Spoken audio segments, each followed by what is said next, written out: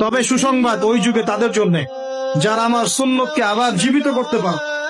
যে আমার মৃত সুন্নতকে জীবিত করবে, আল্লাহ পাক তাকে 50 জন শহীদ সাহাবীর সমান রেখে দিবে ইনশাআল্লাহ। এটাই আমাদের কাজ। আল্লাহ পাক আমাদেরকে তৌফিক দান করুন। তার মানে তাকদীর লেখা হয়ে গেছে। এবার আল্লাহ রাব্বুল আলামিন কি করলেন? আল্লাহ পাক এই মহাবিশ্ব সৃষ্টি করলেন। হুয়াল্লাযী খালাকাস সামাওয়াতি ওয়াল আরদ ফি সিত্তাতি আইয়াম। কয় দিনে? আল্লাহ পাক পুরো মহাবিশ্ব সৃষ্টি করলেন কয় দিনে? আমাকে বলেন তো, মহাবিশ্বকে আল্লাহ পাক ঘৃণা করে সৃষ্টি করেছেন না ভালোবেসে? তাহলে আল্লাহ পাক কি ভালোবাসার সত্তা নয়? আল্লাহ রাব্বুল আলামিন কি ভালোবাসেন না? আল্লাহ পাকের একটা নামই হচ্ছে গফুর আল ওয়াদুদ, ওয়া হুয়াল গফুরুল ওয়াদুদ। আল্লাহ পাক হচ্ছেন ক্ষমাশীল, পরম ক্ষমাশীল এবং প্রেমময়। আল্লাহ পাক তার নাম দিয়েছেন আল ওয়াদুদ, মানে প্রেমময়। আল্লাহ পাক ভালোবাসেন কি না? তাহলে এই পুরো মহাবিশ্ব সৃষ্টি করে আল্লাহ পাক কি মহাবিশ্বের মধ্যে ভালোবাসা ছড়িয়ে দেন নাই? আল্লাহ রাব্বুল আলামিন 6 দিনে মহাবিশ্ব সৃষ্টি করে মহাবিশ্বের সব জায়গায় যার যার কাজ তাকে বুঝিয়ে দিলেন। কোন গ্রহ কি কাজ করবে, কোন সৌরজগৎ কেমন করে চলবে, দুনিয়া কিভাবে ঘুরবে, সূর্য কিভাবে উঠবে, চাঁদ কিভাবে আসবে, কোন মাখলুক কি কাজ করবে, ফেরেশতাদের কাজ কি হবে, ইত্যাদি ইত্যাদি। আল্লাহ পাক সমস্ত কাজ বুঝিয়ে দিলেন।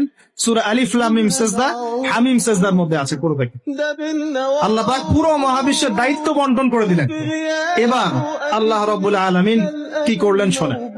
আল্লাহ রাব্বুল আলামিন বলছেন, এই পুরো মাখলুক কায়নাত সৃষ্টি করার পর আল্লাহ পাক তার রহমতকে 100 ভাগে ভাগ করলেন। কত ভাগে? আল্লাহ পাকের দয়া, রহমত, ভালোবাসাকে 100 ভাগে ভাগ করলেন।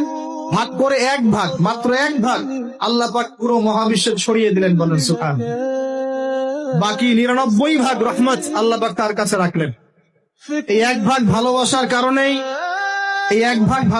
কারণেই এই যে সন্তান কান্না করলে মায়ের বুক ফেটে যায়, সন্তান অসুস্থ হলে বাবার বুক ফেটে যায়।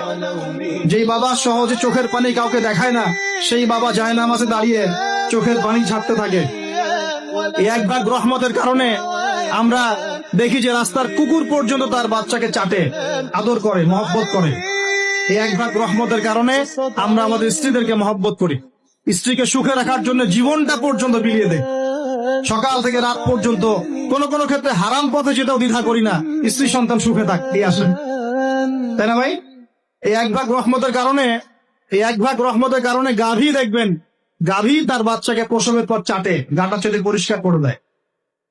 এই এক ভাগ রহমতে পুরো কায়নাত টিকে আছে। আর নবী সাল্লাল্লাহু আলাইহি ওয়াসাল্লাম বলছেন, বাকি 99% রহমত আল্লাহ পাক তার কাছে রেখেছেন।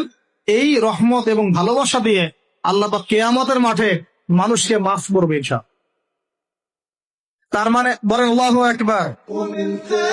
তার মানে আমরা আশা করতে পারি ইনশাআল্লাহ তাআলা আমরা আল্লাহর জান্নাত পাবো ইনশাআল্লাহ। পাবো কিনা? শুধু একটা কাজ যদি উম্মত করতে পারে জান্নাত পাবে।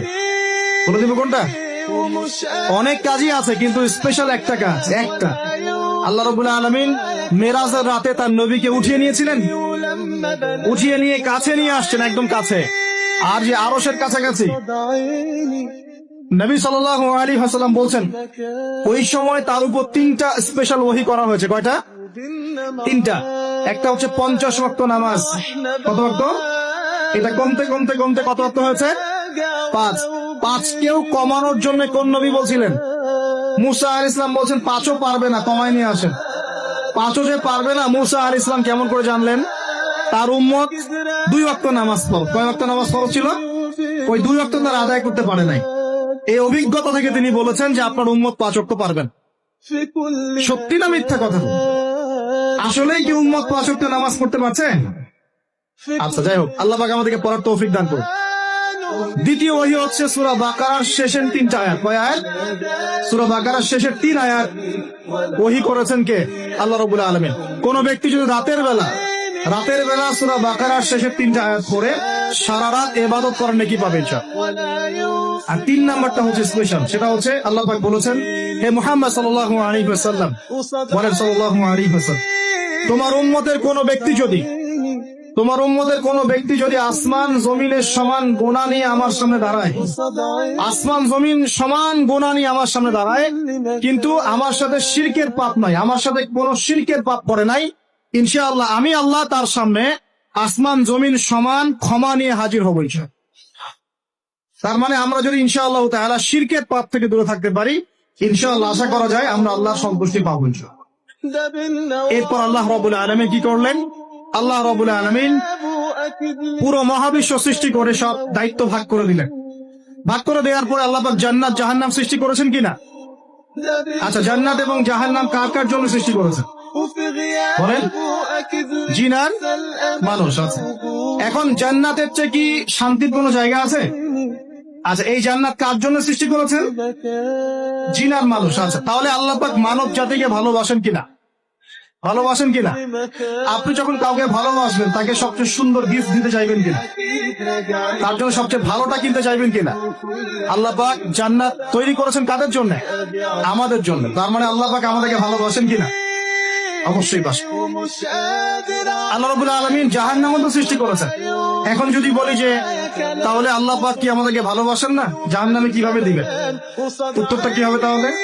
উত্তর হচ্ছে এই যে যদি আল্লাহ না করুক কোন ব্যক্তি জাহান্নামে যায়, তাহলে বুঝতে হবে সেই ব্যক্তি জাহান্নামে যাওয়ার যোগ্য ছিল বলেই জাহান্নামে গিয়েছে। কথা কি বুঝতে পারছেন? আর যদি কোনো ব্যক্তি জান্নাতে যায়, তাহলে বুঝতে হবে সেই ব্যক্তির উপর আল্লাহ পাক দয়া করেছেন বলেই সে জান্নাতে গিয়েছে। মানুষ তার আমল দিয়ে জান্নাতে যেতে পারবে না।